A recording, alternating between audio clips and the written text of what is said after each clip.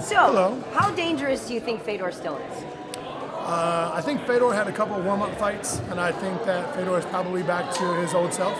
I think the volume of punches he throws, I think the cardio he shows, I think the pressure he puts on constantly during a fight, I don't think will ever leave him. So I think he's just as dangerous as ever been. Just had to knock some ring offs off. What did you make of that Maldonado fight, though? Because there were times where he looked like he was in some serious trouble. Yeah, but I think anytime, he probably took BJ or Fabio rather lightly.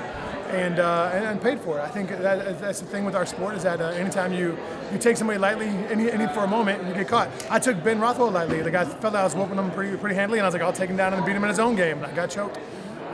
So I think it can keep you honest very quickly, and I think that's what happened with it. How much had he been on your radar as somebody that you wanted to face, somebody that you thought in your career you would have the opportunity to face? That was one of my initial requests when I came over. I was like, look, if there's ever a chance and Fedor ever gets back into fighting, I want to be his first fight. So it was something I've openly petitioned for. How much have you had to sort of change your training, or have you done anything different to prepare for him?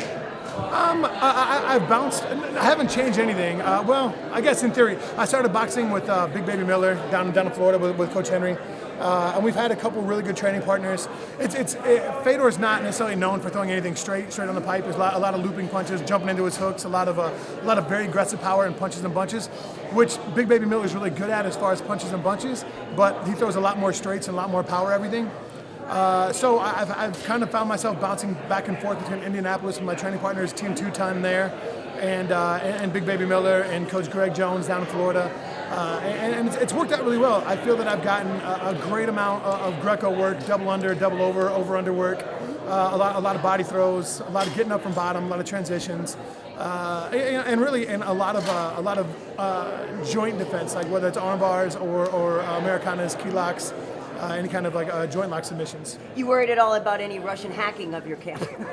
Well, they got Trump in, so if we get Trump in, I think anything can happen in the world now. What's your motivation for fighting someone like Fedor? The guy's obviously a legend. He's not at all in the sport. Just from a mental perspective, how do you approach that? Well, I have a rather large ego as well. So, I think that I don't necessarily think I'm a legend, but I think that I have potential to become somebody that can be mentioned in a sentence someday along the line. And I think this is it's a legacy fight. Obviously, Fedor has a lot to lose with this fight. I have a lot to gain with this fight. And I'm going to do my damnedest to steal his legacy and steal all his fans. And I want everybody in the world to be like, wow, Fedor looked damn good, but old Mitrione with that ass. That's what I'm looking for. Is that why you wanted that fight? Is that why you asked for it? Yeah, but yeah. With lack of a lot of words, yes. Hey, Matt, that might have been the motivation which you listed there. If not, is there any other motivations for you personally coming into this matchup? I mean, really, it's Fedor's the GOAT. He's the biggest name in my sports history as far as I'm concerned. And anybody who's a competitor wants that opportunity. If I was playing back in the day, I would have wanted to play against Barry Sanders. I would have wanted or Walter Payton. I would have wanted to do the best or play against Leon Lett. One of the best old linemen ever. I would have wanted that situation and opportunity. So it's just, I'm fortunate enough that I came here at the right time and I had a name that was sexy enough for Fedor to be like, yeah, sure, I'll do it. Let's do it. I mean, I think we all know that Fedor wouldn't have come out to fight nobody. So I'm happy that at least I accomplished that much in my life to warrant an opportunity. What would you say to those that you mentioned right now you feel that he's the greatest of all time? There's many that don't feel that way. Do you have a response to those people that mention that and don't feel that he's the greatest of all time? Well, everybody's wrong. It's okay. But what's your opinion? What puts him over everybody else?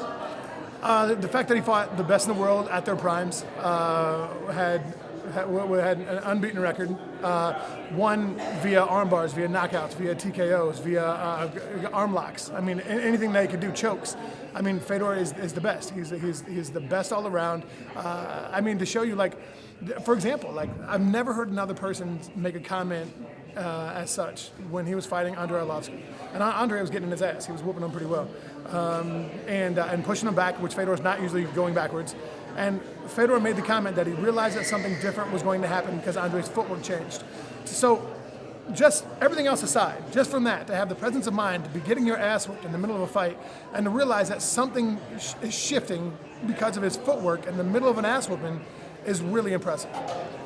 Add into that the fact that as soon as something did change, when Andre tried that flying knee, he threw the exact thing that he should have thrown and starched him in midair. So you see it, you acknowledge it, you realize what's going on. As soon as it happens, you react immediately and then correctly. You're a fucking GOAT, man. Nobody else does it. I've never heard anybody else say anything like that. That's the GOAT. And follow up to that, a lot of people feel that he shouldn't be fighting anymore. Regardless, you're taking this fight because what it can do for you. It's a big name on your resume to build up your legacy. But do you feel that he should stop fighting given the performances that he's had in these last fights? Who am I to say that? Fedor is Fedor. Fedor can do whatever Fedor wants. Do I think I'm going to win? Yeah, absolutely. Do I think I'm a dangerous fight for Fedor? Absolutely. Do I think that? I think at this point, beating Fedor Fedor beating me, I think kind of revalidates him. I think I'm pretty damn solid, and especially with the work I've been able to get in with my coaches, with my training team. I think I'm pretty damn good. And I always say, man, I can beat anybody in the world on any given day, and I can be one of the best in the world, if not the best. So, for Fedor to come in and try it out, that shows that he's a lifelong competitor, and that he's never satisfied. He wants some more. So, who am I to say he should quit? On top of that, too, what do you make of the criticisms of his past competition? Many bring that up, that the last guys he's fought at his weight class at heavyweight haven't been the elite. What do you make of all that criticism, and do you agree with it? I don't know. I feel like a real dark cloud like Linus over you right now. I'm just asking. Right? Yeah. I don't know, man. I don't put time into that. I don't have an opinion on it. People want to say. The only person I've ever heard say that is Chael, and he's just tongue in cheek, just dicking around with people. So I don't care. I wasn't involved in a Pride era. I'm involved in my era. I'm drug free. I'm sure Fedor is drug free. So the fact that his people that the people he beat, maybe he was on steroids, maybe they were on steroids, maybe they weren't, maybe they were the best, they're not the best, past the prime. I don't care. I care. February 18th, I'm going to go in there and I'm going to punch Fedor in his face, and Fedor is going to punch me in my face, and hopefully I can avoid more than I give. That's all I can give you. Hey, Dan, full contact fighter. I was wondering, Fedor is Fedor because of his power, because he's not just a great Sambo champion, because he's got that overhand right. Can you really prepare for that in your camp? Absolutely. Yes, I can. Yes, I can prepare for that for certain. The thing that is the challenge is he jumps into everything. He's got a tremendous amount of go. So he closes distance very quickly. He jumps into his left hook. He turns that into a double under body lock, and is very good at getting people to the ground off that double body lock. Whether it's a pullback, his right hand turns into a shot. Next thing you know, kind of like Mayweather. Yeah. So if you play passive, waiting for the overhand right, then all of a sudden he's on your legs. If you play passive on the double on the left hook where he jumps into it and just try to play up here, then all of a sudden he's on your body lock. If you play the body lock, then you land on a hook. So he's great at what he does, and he always has been. That's why he's Fedor. But honestly, I hear he's strong, I hear he's powerful, but so am I, man. And I throw straight down the pipe. So if anything comes looping around, I'm sure they know that I'm going to be throwing straight down the pipe as a counter. And Henry Hoof's the best striking coach in the country, or in the world. And I feel that we're prepared for that. Are you moving with Henry to the gym? Yep, I'm a Henry guy, man. That's Henry's my striking coach. Coach Greg is my wrestling coach. Chris Idle's my mentor. So I do a lot of traveling back and forth and get as much as I can between the three of those. But my team 2-ton, which is Charles Stanback and Ed Jones, I call him Butta. There's nobody in the world that I've ever met that has refrigerator strength like them. So refrigerator strength, you can pick up a refrigerator and carry the block. They're strong. Charles is a very strong Greco guy.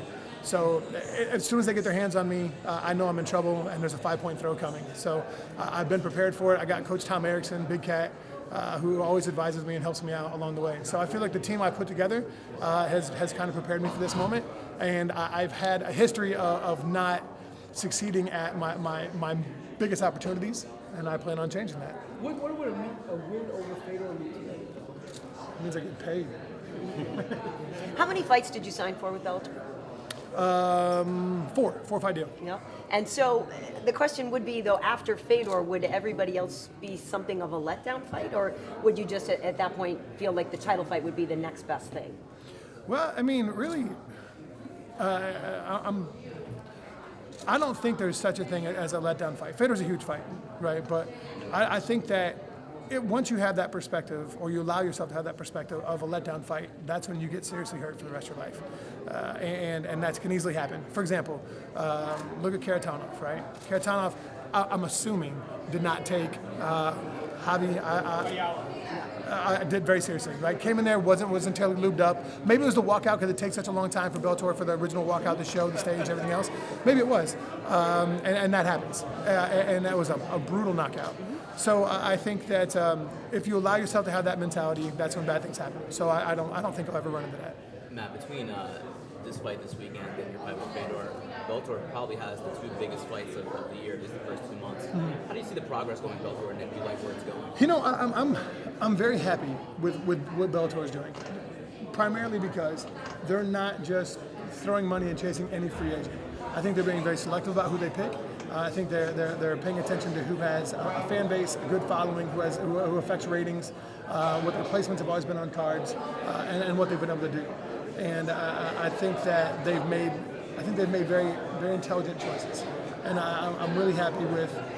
Well, honestly, man, I'm really happy with the way that they treat us. You know, like it's a totally different world. Like just like not even the perks. It's just the conversation. Like you get to know everybody involved, and you're not just like if you have something to say. Like even if they're just patronizing, you'd be like, oh yeah, right on, man, that sounds great. But it was at least like an entertaining. You're like, oh, right on. I guess we could do this and this, and then they could go away and never think about it again. But at least at the moment, you don't feel like you're being demeaned and just like, yeah, right on, dude. Kind of a situation. What do you think it'll take for Bellator to make that big leap to get on par with the UFC? You know, man, I don't know. Well, it's the marketing machine, right? It's the PR. It's the money that's been put into the game, right? And the UFC was the groundbreaker, right? Well, next to Pride, but so it'll probably take time, and I think they're doing the right things. I think Mr. Coker's production is fantastic. I like the walkouts. I like the scenery. I like the panache, the funk of it. You know, it's pretty dope. You know, like I said, it's probably just time putting on good shows. I think it really speaks really well for Bellator now that Benson came over, did fought his ass off at 170 but didn't win that fight. Fought his ass off against 155 against Michael Chandler and didn't win that fight. I think that shows like, hey man, our top talent is just as good as anybody else's top talent. And I think that Phil Davis coming over and winning that, I think that it's good. I think they're kind of revamping everything they got to get done. But I think there'll be some hell fights. It's just time. Matt, you mentioned Andrei Arlovski, and especially with Freddie Roach behind him. People don't realize, but he was an elite level boxer in MMA. Are you going to try to stay outside of the pocket with Fedor? Are you going to try to kind of stay away from his power? What's your strategy in the stand-up? Well, I don't go nipple to nipple with too many people. I'm not a wrestler. It's not my forte. So like I'm long. I'm straight. I fight. I throw straight punches. And then We know what you were saying. right on. You never know. I'm long. I throw straight punches. So I keep my distance anyways. I feel like I'm the master of my area, my territory. So if Fedor wants to come in that area, which he will have to touch me, he'll have to eat a couple. I mean, he may get his hands on me. He may get me to the ground. He may throw his punches and bunches on me. But there'll be some counters left in there. Is that the most dangerous thing? I talked to Bas Rutten once about fighting him and what he would be most scared of, and he said being on bottom and the ground and pound and having Fedor raining down on you. Fedor's ground and pound is legendary, and he's to the point where he has such good body control that he's reckless with it, which I think is what Dan Henderson was able to capitalize on, where he didn't feel like he had to control it because his hips are so heavy, and Dan just kind of knee bumped him over with a little bit of an underhook and came up and threw it under that armpit. Yeah. Incredible punch, yeah. And so I think that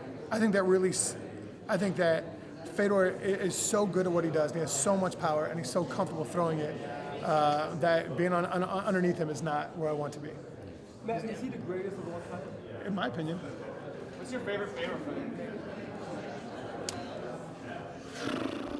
You know, man, that's difficult. You could say the Crow Cops, right? You could say even the Kevin Randleman, because I mean that when he got dumped on his head to keep his composure, to roll back under, to gain top position eventually, and to catch that Americana.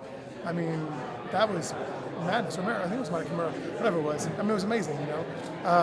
Just like situations he's been in. Hell, like the Nogueira fights. I mean, he just finds a way to win all the time. He's so stoic. He keeps his head about him at all times. Like you don't ever see him lose his cool and get flustered and do something stupid. That's That's amazing. Randleman actually claimed that he knocked him out with that slam, then woke him back Woke up him back up. when he hit him. I would believe it. I mean, really, I saw shades of that slam and his composure in Benson when Benson got dumped on his head by Michael Chandler and then sat up for a second, then rolled back under for a single. It's a scary looking slam. Oh, for certain. And it shows how much you got. Can you talk a little bit about the state of the heavyweight division right now? Obviously, a lot of American bigger athletes tend to go to baseball, football, and basketball, and all that as well. What do you think it's going to take to motivate some more American heavyweights to get in, and the international scene? I mean, how is that impacting the heavyweights? Because we're seeing a lot more older heavyweights, not as many younger ones. Well, I think money has to change, right? To get somebody to actually consider doing MMA versus football or hockey or whatever, money's got to change. So I think that's a primary concern.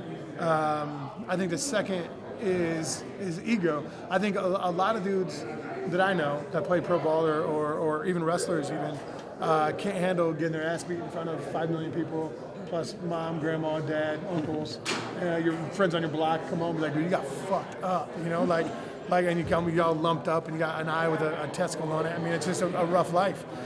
So if a lot of people, I don't think a lot of people's egos can handle that, and I think that's probably one of the biggest things. So it's more of like a self-check and a gut check. That if you can handle getting your ass, because eventually it's going to happen, right? I mean, you're going to get smoked badly in front of the world, and it's going to be on the So it's. I think if they can handle that, so I think it's money, and I think it's a self-check with ego. Are you thinking about maybe going over to Ryzen maybe and participating there? I know King Bo has been over there, and there's plenty of heavyweights over there. I get paid by Bellator, so I'm happy with Bellator. If we have a conversation that says, hey, we're cool with this and there's equal money over here or greater money over there, well, then I'll have a conversation. And then Chael had mentioned the fact that you basically signed a blank contract for Fedor. And, did you have any inklings that it was going to be Fedor once you... I thought it was going to be Rampage. And originally I was like, well, it's going to be, because I heard that they were having a really difficult time signing Fedor. So I thought it was going to be Rampage or maybe even Crow Cop or Karatanov. And Karatanov lost, so I kind of wiped him out of the picture. And then I was quite certain it was going to be Rampage. And it was like, here, are you cool with signing this out without a name on it, without seeing the monies? And I said, is it this month? There were 2 weeks left in the month. Is it this month? And they said, no, it's not. I said, okay. I was like, well, is the fight worth my time? I said, I promise you it's worth your time. Well, sure, what the hell? I mean, I'm here to compete, so let's get down. At what point did you know it was Fedor? Was it right when you walked out, or? Well, when I saw the glorious sweater of absolute. What do you tell Fedor if he's watching? I hope you have a great camp. Can't wait to punch you in your face. You stated your respect for Fedor already. It sounds like you're treating this as if it was, him and his A+ game. But have you looked at his last couple of fights and seen any tendencies? That, it looks like he's kind of almost abandoned his grappling, which was one of his biggest strengths. In the Maldonado fight, he just struck the whole time. What have you seen that you can capitalize on with your game plan? I have not watched any of his fights recently at all, because I kind of feel that those are misnomers. I think they're one-offs. They were ring rust. So I've seen Fedor for a long period of time. I know what Fedor does. Everybody knows what Fedor does. That's why Fedor is awesome, because he does whatever he does, and everybody still falls victim to it. I am 100%. I'm still preparing and practicing for Greco locks, back trips, bodyweight drops. Anything else? I'm expecting nasty ground and pound. I'm expecting we're starting in against the best grapplers I can find down in Florida, anywhere else. I'm starting in the deepest arm bars I can get. I'm starting in Kimura positions. I'm starting and anybody I grapple with. I'm like, look, end up in any kind of shoulder lock, any kind of arm bar. I'm looking for that. Any kind of crafty setup that I don't see coming, I'm looking for it. That's when Fedor pulls them off. So whether it's belly up, belly down, tripping around, I don't care if you do a cartwheel and end up in it. So I'm preparing for the worst. One question for you. It's Tito's last fight. What has Tito meant to you? I mean, you're a fighter. This guy's been around forever. If you just have any comment on him and as he says goodbye. When I was doing the Mitrione Minute, I had a really good time poking fun at Tito. I'd always make some kind of Tito joke or whatever. But the reason why I did that is because Tito's a legend. And he made a massive difference in this sport. From the time he came in, his personality, his persona. and his attitude, unapologetically, the way he is, and it's been cool for me to be coming in there out of nowhere, right? Like no fights, nothing else. Being an Ultimate Fighter, being a douchebag of an Ultimate Fighter, and then start poking fun at Tito just to get his eye or just get some attention out of it. And then when I finally met him, I never met him before. When I finally met him, we almost got in that scrap at the summit. And then after I lost to Chad Congo, I finally we were at the same club that night. I was all lumped up, my face all bleeding and stuff. And I was like, hey man, now that I have a chance to talk to you, like, I was just being a dick, man. You know, just kind of like, I kind of pulled one of your cards, like just kind of stealing some thunder and whatever else. And he's been cool to me ever since. Like even when I was in London for my fight against Ali Thompson, my son was with me because we were going to go on a vacation afterwards. And I was like, well, I don't really know what to do with Jacob. And Tito was like, he's like, leave him with me. He's like, let me chill with him. He's like, my name's Jacob too. And started talking to Jake about everything under the sun. And Tito, he's a damn good dude, man. Like I think like he's not chill. He's not eloquent with words and on the mic and anything else. But Tito's a legend. He helped build the sport, and the fact that it's his last fight, I really hope he does as well as possible. Matt, what do you think about a fighters union? But I think everybody knows I'm a big fan of the fighters union, right? I think as long as it's done properly, I think that the fact that there are 3 split factions, I think is highly unfortunate, that people can't put their egos aside and be like, all right, look, let's get the common good here. Let's work for these goals. Let's have everybody that can be possibly informed, be as informed as this, say, look, these are the top 5 things that we have to do, top 7 things that we have to do. Then you focus on those things, and afterwards, after we get everybody to make a vote and make everything work, now we can bicker and jockey for a position about, well, I did this and I did that and I want to be this. I couldn't care less who's in power for whatever, but everybody's ego is affecting the greater good. What's the number one reason for it? Is it for guys who retire? Is it to protect guys? Like, what specifically? I think it's protection, right? What are you talking about? The jockey, the ego jockeying? No. The reason for a union in general. You guys have been doing this. Oh yeah, man. I mean, so it's that we've been taken advantage of willingly because I don't think many of us were educated enough on the finer aspects of a business or being an athlete. And I think that we were taken advantage of for a long time. I think that we were naive about a whole lot, and I think that we were so afraid of either being cut or being blackballed or giving really bad fights or whatever, or being, oh yeah, you fight 4 times last year, but now you split out, you're going to fight once this year, and it's going to be at the end of the year. Kind of a situation where you have to scrap for cash, or pick up a side job or whatever else. I think we're always so afraid of the retribution on that. So I think that I think that's the reason why we need a union. I think the fact that we can have somebody that we can lean on that can go fight for us, and when some sideways stuff happens, which does happen on a regular basis, right? Like for example, I have a friend of mine who just got signed to fight a major name in a different organization, and a ranked guy. My friend is not ranked at all, pretty much off the radar, and he's going to get peanuts to fight him. Like, that's what? You're going to fight a guy who's one of the best in the world, and you're going to get peanuts to fight him, and there's nothing there for you? Like, and he's too afraid to ask for say, look, man, I feel like this is the situation. I want a rider on this or whatever else. Like, this There's needs no to be sustainability there. He's fighting a top-level guy right? for nothing. For nothing, for peanuts, or just for the opportunity to say I'm into the UFC or Ryzen or whoever. That's madness. Like, you need to be compensated. You're going to risk never being the same human being ever again every time you walk in the cage.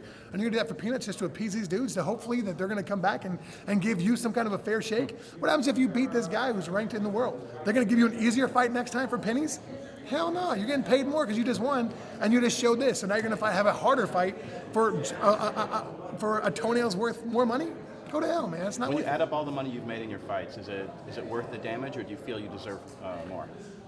I always deserve more, man. You kidding me? Like, I always deserve more. Like, we don't get paid enough. But like, just like the Diaz's say, like, doesn't matter how much I get paid, I deserve more, right? Like, it's a situation that comes up. Like, especially, dude, I fought my first, and I understand I was on Ultimate Fighter and I had no fights ahead of time. But I fought my first 7 fights for 3-8-8, 3-10-10, and 1 for 12-12, right? So like, and I lost 2 of those. I lost for 10-12. So that's what's that, 16, 30, 32, 48. I fought 8 fights for less than $100,000. Like, really? It adds up to minimum wage if you divide the years and the Yeah, hours. I mean, I'm sure it does. Ridiculous. And that's not fair for people to come in. So we bumped it up. Okay, so now the base is 12 and 12 now. All right, well, if you lose, you're still fighting for 12 and 12. Like there's nothing, and that's stupid. A split purse is ignorant. All it is a way for promoters to save money and to put a carrot in front of a horse. That's all it is. Like, oh, well, if you win, you're gonna go, you'll get 24 grand. Well, who's fighting out there? All that does is makes safe fighters to fight like bullshit, right? Or it makes it so you can't base your financial life. You can't say, well, after this fight, I'll have 24 grand. After this fight, look, and that's what people do. That's how they get in trouble. Like, well, after this, because you always think you're going to win, I'll get 24 grand. Well, dude, you lost. So now you get 12 grand, plus you have to pay out your percentages and your coaches and your taxes and everything else. Good job. You got $4,000. Good for you. You know, and that's the way it is. And then so you end up, and you're like, what the hell do I do? Now you're living on a couch of some guy that you don't really know that well because you're living in a gym and you're showering. Yeah, really, man. Like, You're headlining on TV. Yeah, right? Yeah, good, yeah. And you're on the main card. Everybody knows your name now, but you ain't got shit for it. Good job, Chuck. You know, like that's the way it goes. It's a rough gig. But like they say, well, you choose to be in that profession. Well, yeah, but we should have rights and protections for us, and that's the reason why we need a union to bring it back to that. All right, guys. Thanks for your time, man. Right on, man. Thank you. Right on.